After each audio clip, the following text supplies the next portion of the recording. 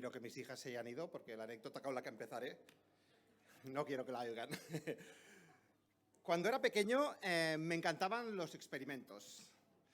Mis padres me regalaron cuando era pequeño un juego que supongo que muchos de vosotros habéis tenido, que es el Quimicefa, ¿vale? Un juego mítico que muchos hemos jugado. Y hubo un día que el Quimicefa se me quedó pequeño. Era un día de julio, caluroso, vacaciones. Los niños en esa época no teníamos ni móviles, teníamos consolas, pero normalmente solo nos dejaban jugar el fin de semana y estaba aburrido en casa. Yo tengo un primo, vaya, pero en esa época vivíamos al lado. Yo vivía en Viladomat 239, él vivía en 243 y los balcones se tocaban. De modo que cuando nos queríamos comunicar, no nos llamábamos por teléfono, que en esa época costaba dinero llamarse, aunque fuera de fijo a fijo, sino que salíamos por el balcón, picábamos la barandilla y ya sabíamos que el otro tenía que salir y entonces salíamos y nos hablábamos así. Un día de julio, una mañana, mis padres y mis tíos estaban trabajando. Me picó mi primo, pam, pam, pam, pam, pam. Hombre, ¿qué pasa? ¿Estás aburrido? Hombre, un poco, no estoy aquí. Me dijo, tengo un experimento para hacer. Y dijo, venga, vamos. Así que salí, fui a su casa y había encontrado todo de petardos, de truenos que habían sobrado de San Juan, de su padre, y me dijo, vamos a hacer el padre de todos los petardos. Así que sacamos la pólvora de muchos petardos, él los prensó, no sé de qué manera, porque él era experto. Yo le dije, esto no va a funcionar, Dani, esto no va a funcionar, esto no sabemos cómo hacerlo. Y él dijo, sí que va a funcionar, sí que va a funcionar. ¿Ok? Venga, vamos allá. Pusimos un petardo, era una cosa así, como un embutido así grande, y lo pusimos encima de la barandilla del balcón. Encendimos la mecha y salimos corriendo para adentro, cerramos las ventanas y funcionó. El estruendo fue tan fuerte que resquebrajó los cristales de mi tía y los de mi casa. Mi primo y yo, cuando oímos el estruendo, dijimos, ¡wow! ¡Ha funcionado! Pero cuando vimos los cristales dijimos, tenemos un problema. El estruendo fue tan grande en calle Viladomat que algunos vecinos, estamos hablando de finales de los 80, principios de los 90, si se oía un estruendo muy grande, rápidamente uno pensaba en ETA, que llamaron a la policía diciendo que ETA había puesto una bomba. Allí vino la policía, los vecinos llamaron a mis padres, a los padres de mi primo, y se armó la gorda. Ese verano nos quedamos sin televisión y nos quedamos sin piscina durante todo el verano. En ese momento decidí que me tenía que dedicar a las letras y dejar las ciencias aparte. Pero hoy vamos a empezar, vamos a ver, con un experimento. Carlas, ¿las ventanas son de doble cámara? Sí, vale. Tranquilos, el experimento no lo voy a hacer yo, sino que lo que voy a explicar de este experimento lo hizo una persona. A ver, esto no funciona, espera. Ahora. Es esta persona, Joshua Bell. Joshua Bell está considerado como el mejor violinista del mundo. Es realmente un virtuoso. Es experto en las obras de Paganini. Paganini ha compuesto las obras más difíciles en violín. Y para que os hagáis una idea, su caché, lo que cobra por concierto es entre 75.000 y 120.000 dólares por concierto. Todos los directores de orquestas lo quieren tener como concertino. Ha participado en muchas bandas sonoras. De hecho, varias bandas sonoras en las que él ha tocado, como el Violín Rojo, han ganado el premio Oscar. Ha ganado varios Grammys y para que os hagáis una idea, su violín, un Stradivarius de principios del siglo XVIII, vale más de 14 millones de dólares. Es realmente un genio. Él decidió hacer un experimento. Dijo, yo soy el mejor violinista del mundo, la gente paga miles de dólares para verme en primera fila, la entrada más barata para verlo son unos 200 dólares, pero yo quiero hacer un experimento, vestirme de calle, con una gorra, unos tejanos, una camisa normal, bajar al metro y tocar en el metro el violín. Así que un día como hoy, un 12 de enero de 2007, bajó al metro de Washington, en la Plaza de Enfant, un centro neurálgico de la capital de Estados Unidos, y se dispuso a tocar 5 piezas maestras del violín. Tocó a Bach, tocó Schubert y tocó otros compositores extraordinarios. Estuvo 45 minutos tocando para la gente que pasaba por allí. Miles de personas pasaron por allí. ¿Y qué os imagináis que pasó? Pues vamos a verlo.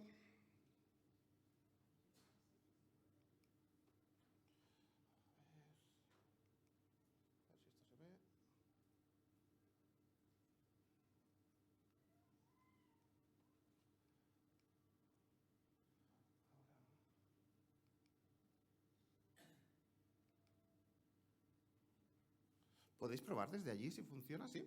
Porque desde aquí no me deja. Vale, a ver si lo podéis dar. Vale.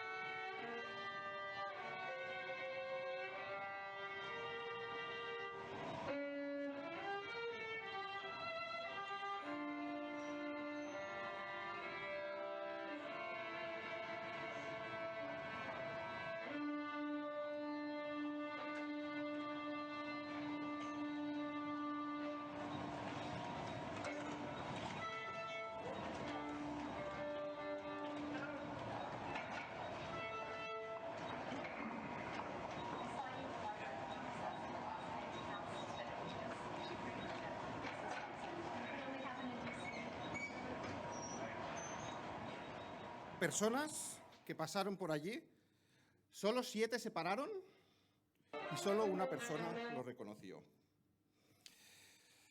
¿Qué os parece? ¿El mejor violinista del mundo? Una persona acostumbrada a tocar ante reyes, príncipes, gente notable de todas las áreas. Va al metro y casi nadie le escucha. No puedo más que pensar con esto, que esto es un magnífico símil de lo que pasa en nuestra sociedad. El mensaje más bello jamás transmitido, interpretado y explicado a miles de personas cada día, y de entre tantísimas personas, solo 7 se paran y solo una reconoce el mensaje como verdadero. Las otras personas van demasiado ajetreadas, van con prisas, tienen trabajo, no les interesa lo que oyen y son incapaces de reconocer aquella belleza que les está susurrando al oído. Quédense con esta anécdota porque luego volveremos. Ahora vamos a leer el texto del que vamos a hablar esta mañana y después volveremos a hablar sobre este vídeo que hemos visto.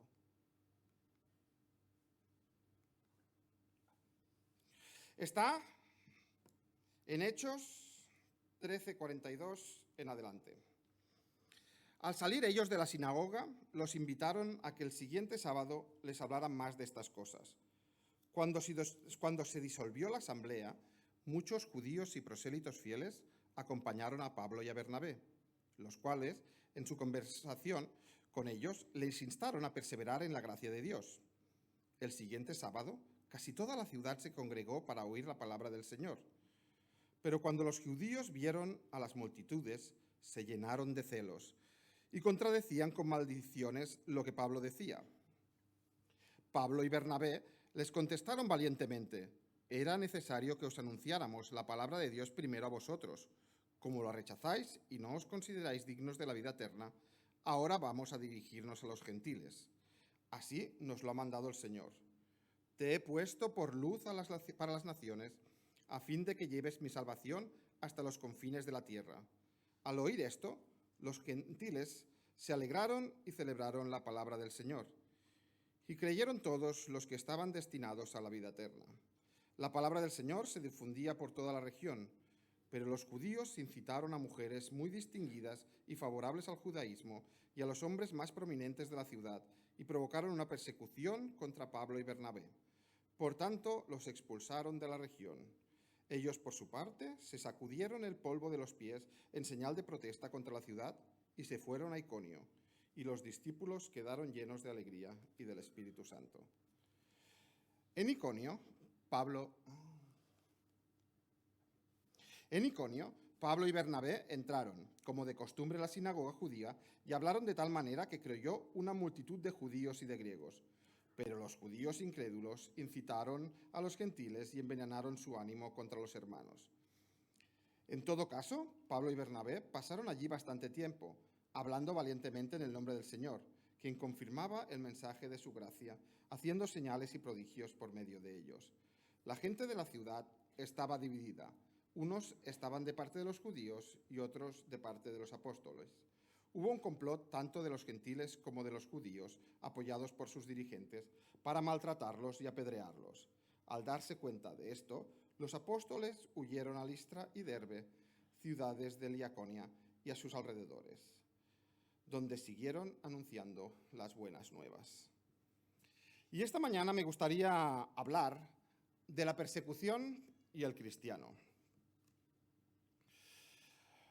Después de este texto, esta fue la primera persecución que sufrieron los cristianos después de la muerte y la resurrección de Cristo. Habían pasado pocos años y ya muchos de los 12 habían sido arrestados o asesinados. Esta persecución sería la antesala de las 10 persecuciones que habría durante la historia del Imperio Romano. Vamos a ver las 10 para que veáis el poco lapso de tiempo que ya había entre persecución y persecución. Hubo la persecución de Nerón entre el 64 y el 68, la persecución de Domiciano entre el 81 y el 96, la persecución de Trajano entre el 109 y 111, la persecución de Marco Aurelio del 161 al 180, la persecución de Séptimo Severo entre el 202 y 210, la persecución de Maximino en el 235, la persecución de Decio, 249-251, la persecución de Valeriano entre el 256 y el 259, y la persecución más brutal que hubo fue la de Diocleciano, llamada la Gran Persecución, entre el 303 y el 313. Fueron solo 250 años, que en la historia de la humanidad es solo un suspiro, en el que los cristianos fueron perseguidos, torturados, asesinados. ¿Pero significó eso que el cristianismo decayó? Ni mucho menos. El cristianismo en esa época se extendió en Europa de una manera extraordinaria. De hecho, en el 313, cuando sube Constantino al poder, la religión mayoritaria en el Imperio Romano ya era la cristiana, de tal modo que en el edicto de Milán, en el 313, él decide dar libertad religiosa y proclamar la religión cristiana como la oficial del Imperio Romano. Aún y persecución, el Evangelio creció de una manera extraordinaria.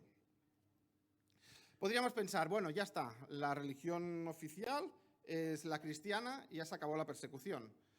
Nada de eso. La religión cristiana, soy de la opinión que cuando se mezcla política y religión acaba en desastre. Lo que pasó en Después del Edicto de Milán fue bastante un desastre. Durante los años se mezcló la religión pagana con el cristianismo y empezaron pues, a salir doctrinas que no eran las que refleja la Biblia.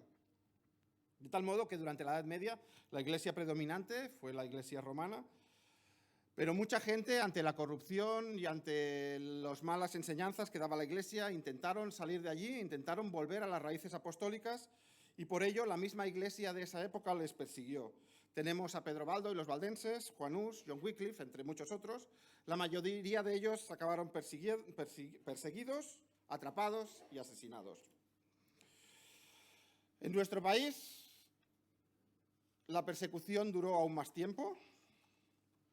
Centenares de cristianos, miles, gente que quería salir de la religión romana, que quería volver a las enseñanzas de la Biblia, fue perseguida por la Inquisición y asesinados en autos de fe que eran realmente barbaries. En España no fue hasta 1869, históricamente diríamos antes de ayer, que se reconoció por primera vez la libertad religiosa. Hasta 1939, con vaivenes, esa libertad fue respetada, aunque hubo altos y bajos, pero en 1939, con la victoria de los fascistas en la Guerra Civil, se recuperaría la doctrina de que la unión española va muy atada a la unión religiosa. Así que los cristianos, las iglesias fueron cerradas y nuestros abuelos fueron también perseguidos por su fe. No se les mataría, pero sí que tendrían muchos problemas. No es hasta la Constitución actual, en el 78, que se dicta la libertad religiosa y disfrutamos de la libertad que ahora tenemos en este país. Pero en muchos países la persecución perdura. En 51 países la Biblia está prohibida y los cristianos son perseguidos. En algunos países la pena por tener una Biblia es la cárcel o incluso la muerte. Aquí podemos ver los países donde aún hay algún modo, algún tipo de persecución. Veréis que aún hay muchos lugares en naranja o en rojo. Y es que la persecución de los primeros discípulos de Pedro, en su momento, Pablo y Bernabé, como leemos en el texto, no ha sido más que la antesala de todas las persecuciones que habría durante la historia. La gran pregunta es, ¿por qué? ¿Qué es lo que enseñó Jesús que crea esta animadversión hacia su persona y hacia sus seguidores? ¿Por qué aquellos judíos que hemos leído instigaron a la multitud, a mujeres respetables, a hombres importantes, a perseguir a Pablo y Bernabé? ¿Por qué Nerón acusó a los cristianos de haber incendiado Roma y los persiguió? ¿Por qué Diocleciano arrasó totalmente ciudades donde había cristianos y los asesinó de la manera más cruel? ¿Por qué los valdenses fueron perseguidos por querer volver a las raíces apostólicas? ¿Por qué Juan Hus fue quemado en Constanza, quemado vivo en Constanza? ¿Por qué tantos y tantos hermanos fueron asesinados en nuestro país por la Inquisición en los autos de fe? ¿Por qué la sangre corrió en París, matando tantos hugonotes en la noche de San Bartolomé? ¿Y por qué a día de hoy tantos y tantos cristianos son perseguidos y asesinados en países como Corea del Norte, Irán, Afganistán? Esa es la gran pregunta, ¿por qué? Acabamos de pasar una de las épocas más especiales que hay para los cristianos. Seamos sinceros y digamos que los turrones y los polvorones aún corren por nuestra sangre. En estas fechas celebramos uno de los acontecimientos más importantes para el cristianismo, el nacimiento de Cristo, aquel que traería una nueva esperanza en el mundo. Las grandes promesas para nosotros se encontrarían en ese pequeño y humilde pesebre. La promesa de un Salvador, de gozo, de vida, de paz, de esperanza, de poder ser hijos de Dios. La Navidad es una maravilla. Pero en la Navidad también hay una promesa incómoda, una promesa que casi nunca se habla de ella. Una promesa que en nuestro tiempo, en el que la búsqueda del confort y la comodidad lo es todo, nos crea mal rollo, diríamos en palabras. Normalmente, nuestro calendario popular de la Navidad se acaba el día 6 de enero, ¿verdad? Vienen los Reyes, los niños reciben los regalos y ya está, se acaba la Navidad. Pero el texto que aparece en Mateo no termina así la Navidad. Termina con un acto cruel, con un acto totalmente deleznable de una persona ambiciosa que no quería perder su trono. Recordemos que los magos de Oriente llegaron al castillo donde estaba Herodes y le dijeron que había nacido el rey. Herodes se enfadó y dijo: yo soy el rey. Y tramó un plan, les dijo: id a verlo y después volved y me decís dónde está para yo también poder ir, adorarlo y traerle regalos. Pero los magos no lo hacen y se van. Herodes se enfada y decide matar, asesinar a todos los niños menores de 2 años que había en Belén y los alrededores. El miedo de ese monarca de perder su trono fue lo que propulsó intentar matar a Cristo siendo solo un bebé. La vida de Cristo en la tierra empezaría ya con la persecución y el derramamiento de sangre de inocentes. La Navidad es un tiempo de paz, y es así. Pero espiritualmente hablando, fue un tiempo también de gran convulsión. Las fuerzas del mal, capitaneadas por Satanás, veían cómo podían perder su dominio sobre el hombre y activaron todo su poder para evitarlo.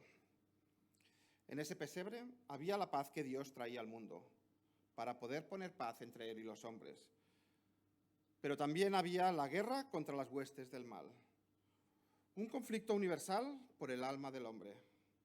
Una ofensiva divina contra la profunda oscuridad que albergaba al mundo y sus habitantes.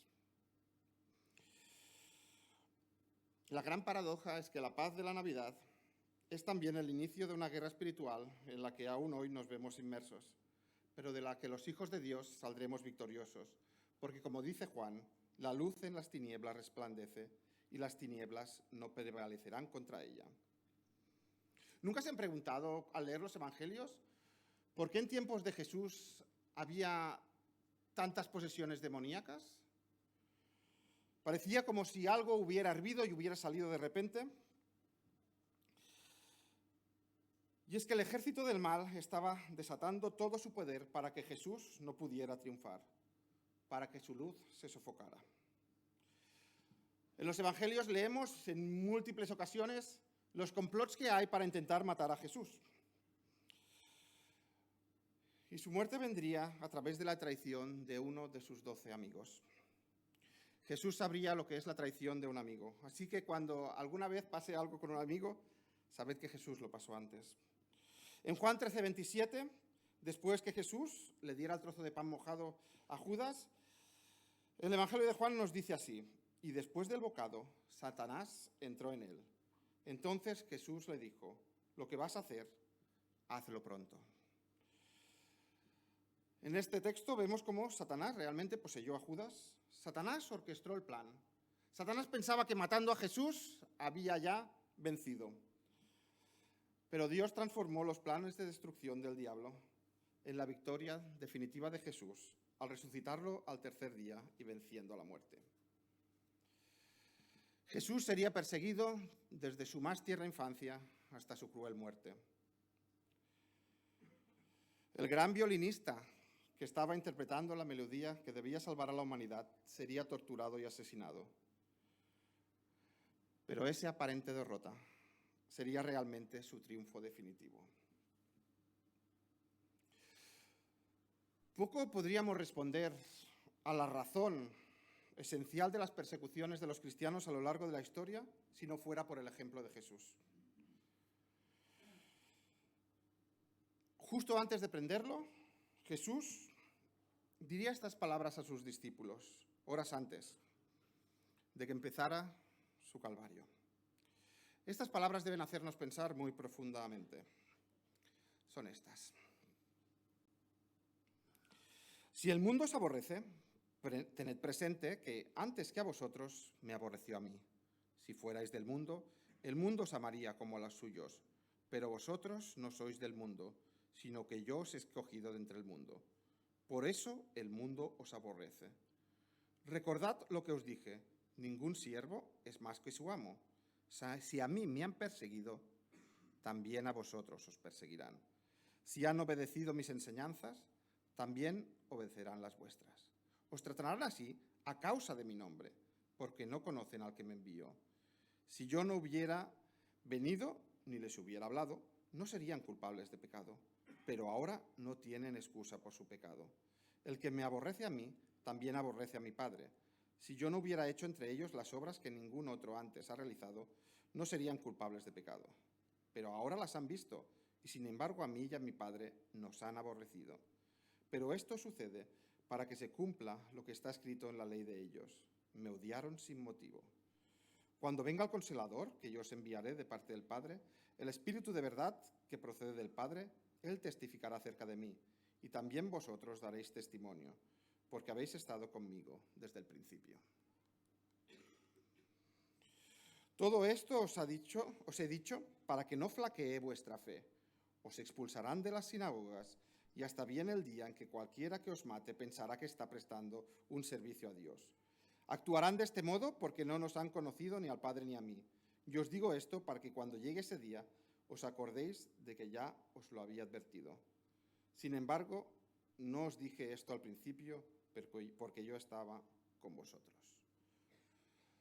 Horas después de estas palabras, Jesús sería prendido, sería azotado, cubierto su cabeza con una corona de espinos, insultado, vituperado, torturado y clavado en aquella espantosa cruz.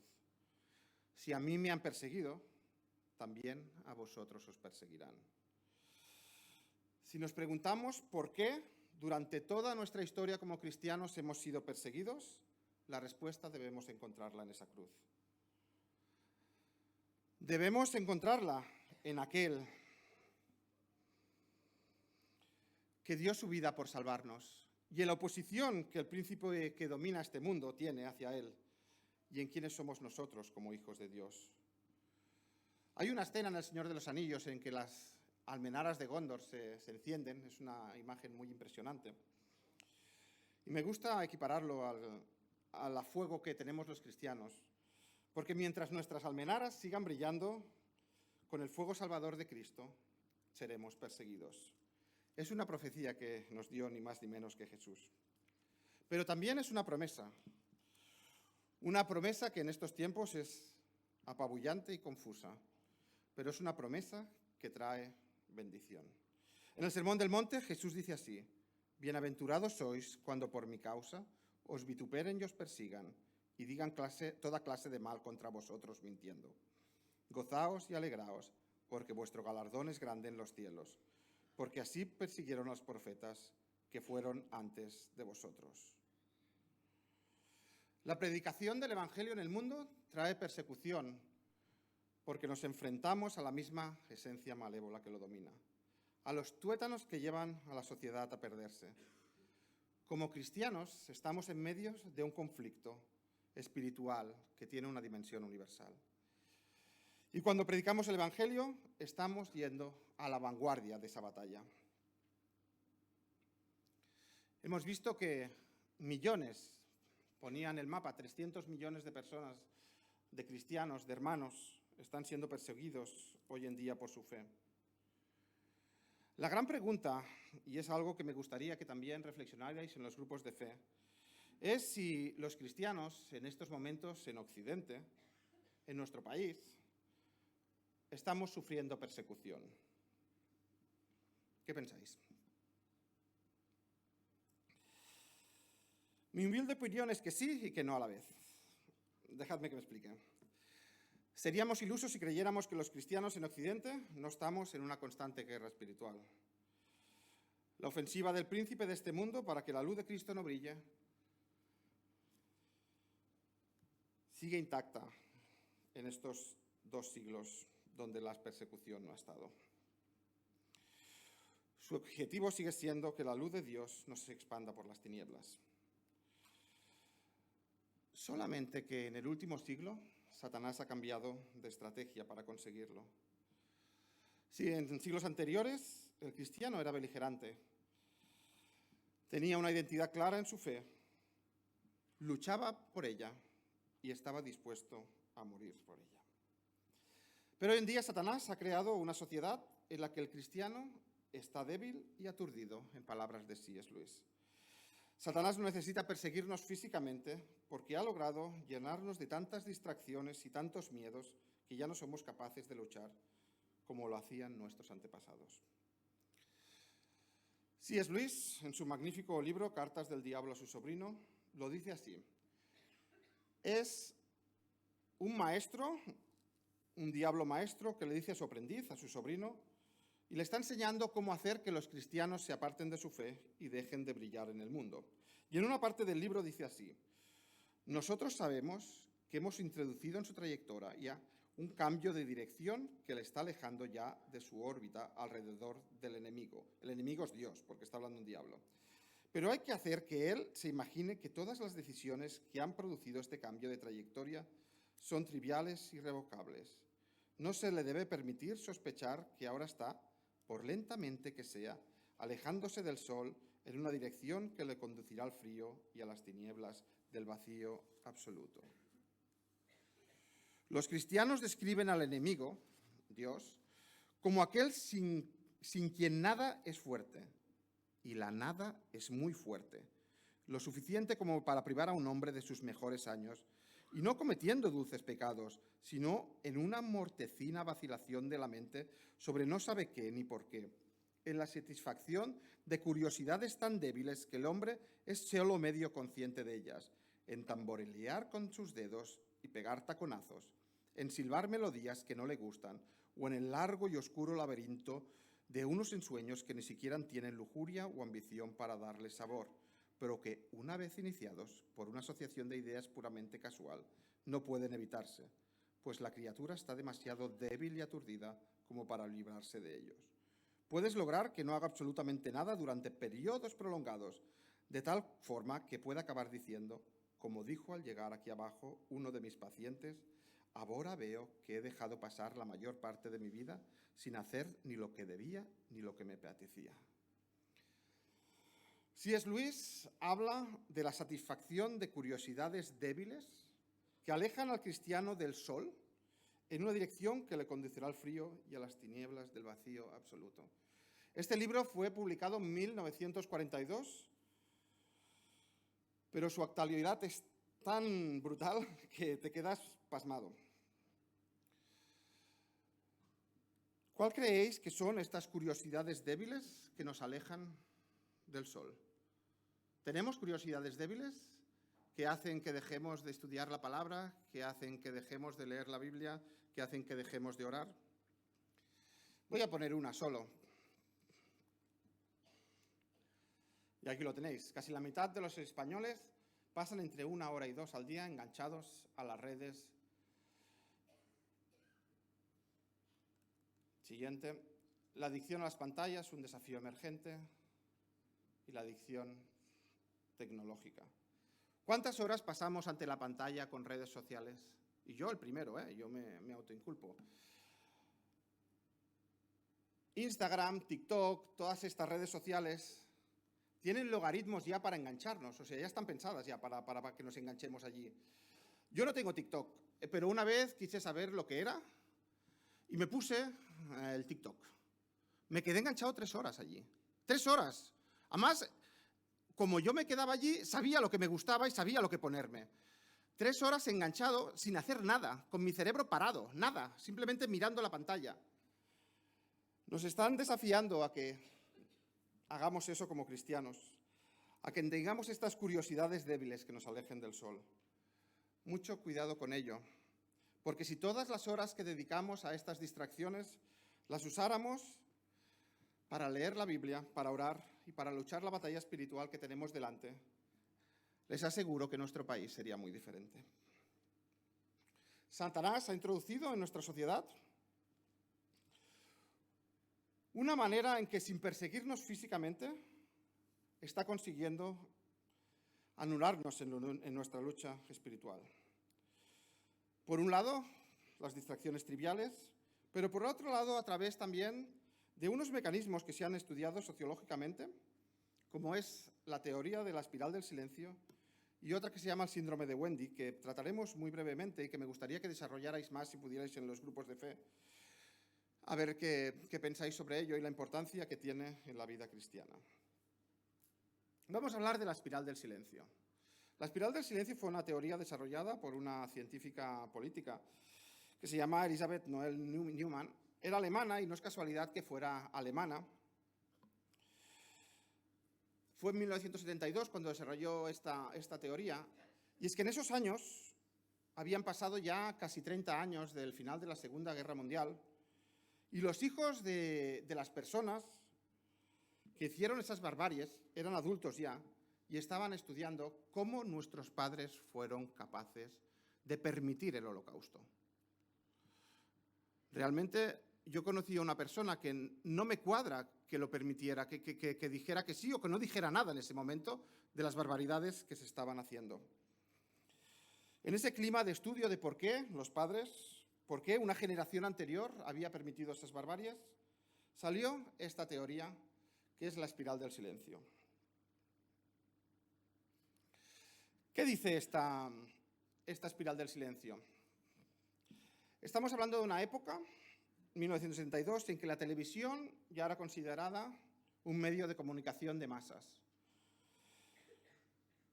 Y esta científica se dio cuenta que lo que los medios de comunicación decían, la filosofía que había detrás de ellos, era la que marcaba la impronta, la que marcaba el pensamiento, la que marcaba la forma de pensar mayoritaria de las personas que lo veían.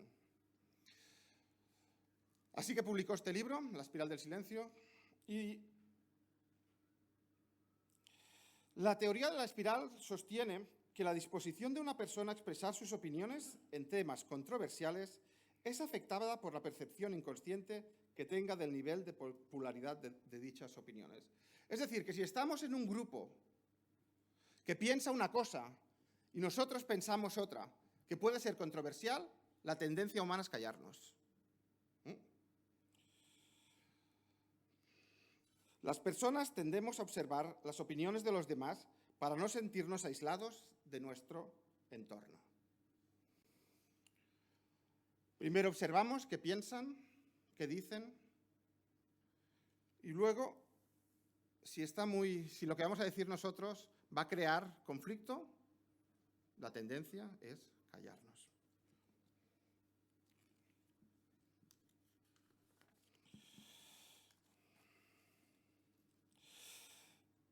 La autora alemana sugiere que somos seres sociales y tenemos una aversión innata al aislamiento. Nos da miedo estar solos, nos da miedo que nos dejen aparte. De allí nuestra necesidad de buscar el respeto, la popularidad y la aceptación. Por eso, cuando percibimos que nuestra opinión va a ser impopular, tendemos a inhibirnos a expresarla. Mientras que si percibimos que nuestra opinión va a ser bien recibida, la expresamos sin ningún problema. Y la corriente mayoritaria de opinión está definida por los poderes que hay detrás de los medios de comunicación de masa. Y ahí estudiaron mucho el caso de Goebbels. Goebbels era el gran propagandista de la Alemania nazi, cómo a través de los medios de comunicación, en esa época la radio, los periódicos, fue creando un clima dentro de la sociedad alemana, fue creando una opinión contra las minorías, contra los judíos, los gitanos, los homosexuales, que debían eliminarnos. Yo estoy seguro que mucha gente no estaba de acuerdo de lo que decían. Había muchos alemanes de bien que seguro que no estaban de acuerdo en eso. Pero la espiral del silencio hizo que callaran y no dijeran nada. Viví un caso de la espiral del silencio. Cuando vivíamos en un barrio en Texas, un barrio muy republicano, cuando digo muy es muy, pro-Trump, ¿vale? Era un barrio que tenía unas 700 personas y allí después, cuando nosotros llegamos, justo cuando Trump había perdido las elecciones, y allí había un debate de que de los 700 vecinos, habían 4 que habían votado demócratas y nunca se habían manifestado. Les daba miedo hacerlo, porque sabían que les lincharían si lo decían. que les apartarían, que les dirían que no son bienvenidos allí, y lo hacían. Así que esa gente prefirió callar a sus opiniones políticas a decirlas, por miedo a ser rechazados y aislados. Lo más triste de esto es que como cristianos muchas veces caemos en esa espiral. Las opiniones y los principios bíblicos no son populares en nuestra era. El Evangelio en sí es una gran noticia, la mayor noticia del mundo, lo mejor que le puedes dar. Pero empieza por una mala noticia. Le tenemos que decir a la gente que si no cree en Jesús, su vida está destinada al desastre más absoluto. Decir eso no es nada popular. A la gente no le gusta oír que sin Dios están perdidos. Y sí, el Evangelio provoca rechazo. Y por eso muchas veces preferimos callar a hablar. Esa es una estrategia que Satanás ha sabido jugar muy bien. Y yo reconozco que a veces he caído en esa espiral, en opiniones que han sacado mis compañeros, me he quedado callado y he dicho, no tengo ganas de pelearme. Pero eso es un error. Porque la gente que no cree en Jesús necesita siempre oír nuestra voz. Y lamentablemente muchas veces no lo hacemos por miedo. El segundo síndrome del que hablamos, que está relacionado también con este, es el síndrome de Wendy. Fue desarrollado por un psicólogo británico que también desarrolló el síndrome de Peter Pan. En este caso, desarrolló también Peter Pan y el de Wendy. En el caso del síndrome de Wendy, aquí tenemos el personaje de Disney, que adaptó la obra. Y el síndrome de Wendy es un trastorno psicológico que yo creo que a través de las redes sociales se ha acentuado mucho más. Consiste en una obsesión enfermiza por la aprobación de los otros, una adicción a la aprobación. ¿Y cuántas veces publicamos cosas en redes sociales y esperamos que nos den el like? Una adicción al like. Eso sucede. Hay un miedo a sentirse rechazado, abandonado de la sociedad. Como he visto, también va relacionado con la espiral del silencio y significa silenciar tus propias opiniones por temor a ser despreciado y aislado.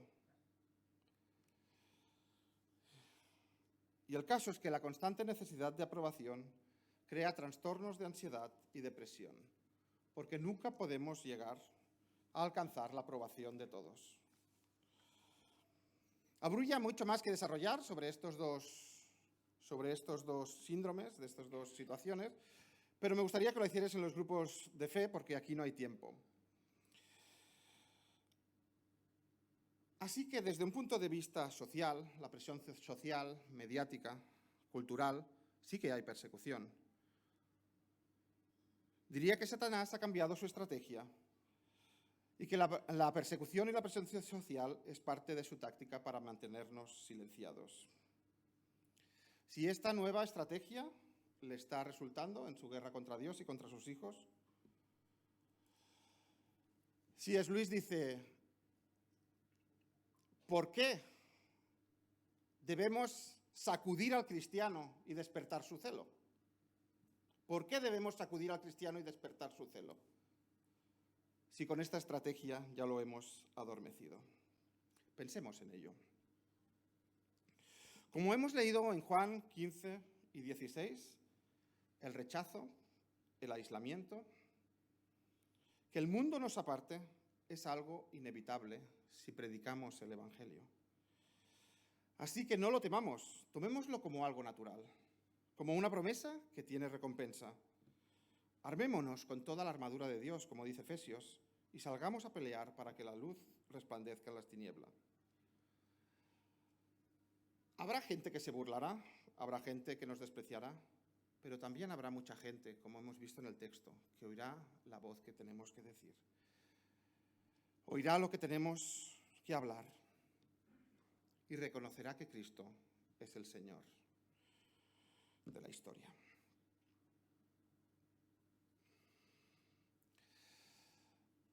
A veces, y a mí me ha pasado muchas veces, que hablas del Evangelio a una persona y él te desprecia o se burla de ti. ¿Tú qué sabes? Tú, ¿sabes? Eres una mente débil, ¿no? Como dice muchas veces. Y nos quedamos como frustrados y con miedo de volver a predicar el Evangelio. ¿No os ha pasado a vosotros? Que os quedáis un poco... A mí me ha pasado a veces.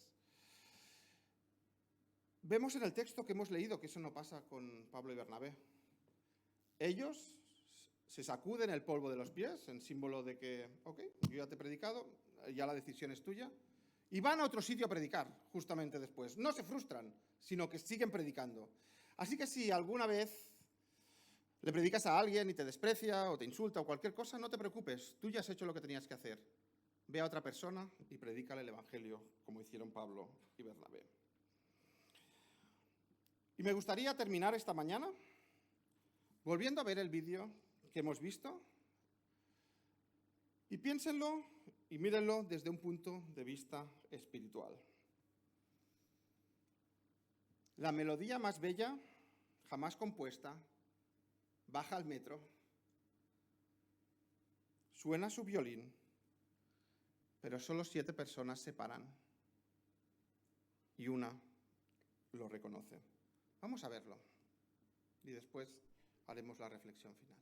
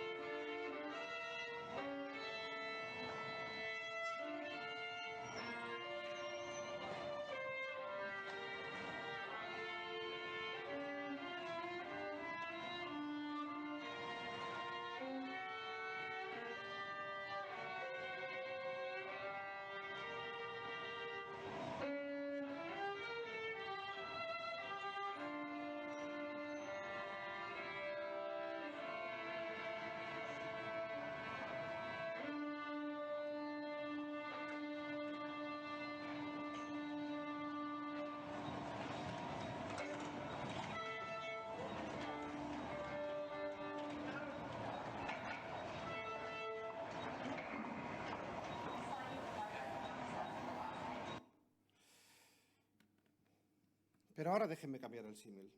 Un símil loco, absurdo, descabellado quizás.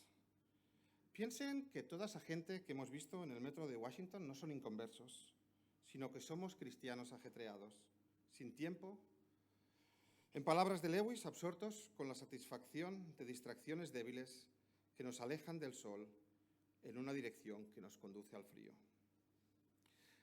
La belleza de la melodía de Cristo está enfrente nuestro, tocando la más bella de las melodías. Su hermosura lo inunda todo, demandándonos que la esparciamos por todas las naciones, reivindicando que la única luz que puede alumbrar un mundo lleno de tinieblas. El violín sigue tocando y los cristianos siguen pasando de largo, sin darse cuenta de la importancia de la melodía salvadora. en medio de las 1001 ocupaciones de la vida. Solo unos pocos reconocerán a Jesús detrás del violín. Sabrán que es la melodía de la salvación y que deben difundirla por todos los rincones del mundo. Los otros, sin embargo, seguirán deambulando en silencio en un mundo que necesita dramáticamente su voz. Y me gustaría esta mañana decirles, me gustaría de todo corazón, que yo soy la persona que está allí de pie reconociéndolo, pero muchas veces no es así. Muchas veces soy uno de esos cristianos que pasa de largo la melodía de Jesús. Tanto trabajo, tantas distracciones, tantas cosas que hacer, que olvido que Jesús está tocando la melodía de la salvación y me está pidiendo a mí, como su hijo, que la difunda por todo el mundo. Quizás sea un símil descabellado y solo yo me pase eso. Quizás sea una comparación ilógica, irracional, pero si no lo fuera, meditemos en ella. Que el Señor nos bendiga.